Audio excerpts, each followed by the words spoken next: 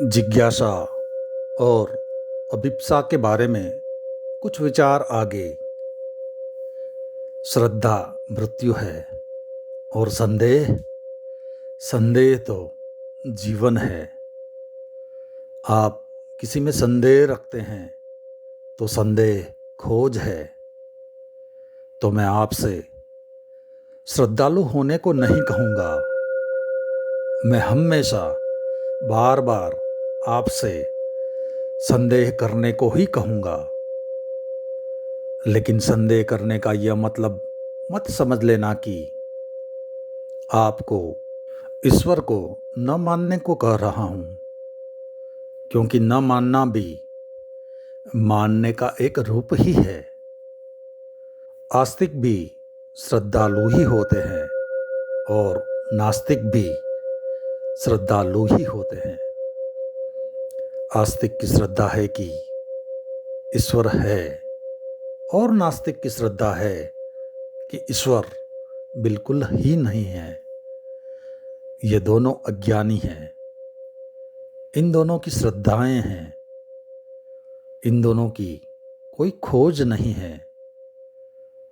संदेह तीसरी अवस्था है।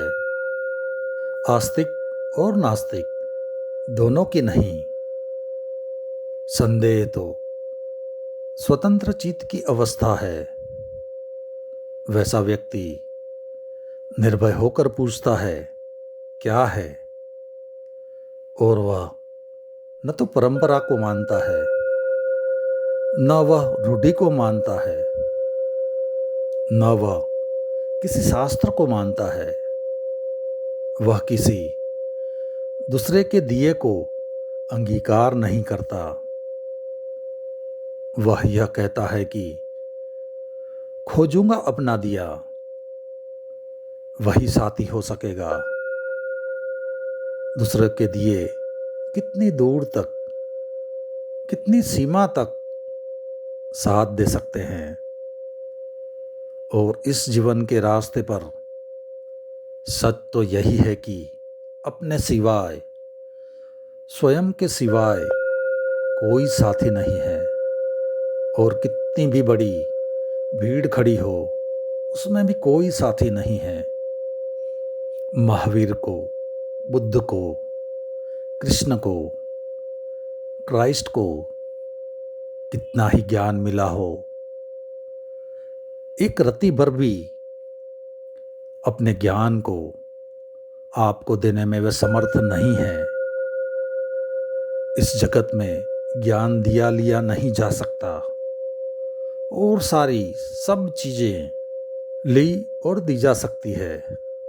और आप हमेशा स्मरण रखें, जो नहीं लिया जा सकता, नहीं दिया जा सकता, उसका ही मूल्य है। जो लिया जा सकता है या दिया जा सकता है, उसका कोई मूल्य नहीं है। मैं तो ऐसा मानता हूँ कि वही चीज़ संसार का हिस्सा है जिसको हम ले या दे सकते हैं, और वह चीज़ सत्य का हिस्सा हो जाती है जिसको लेना देना संभव नहीं है। बस आज इतना ही, बाकी अगले अध्याय में।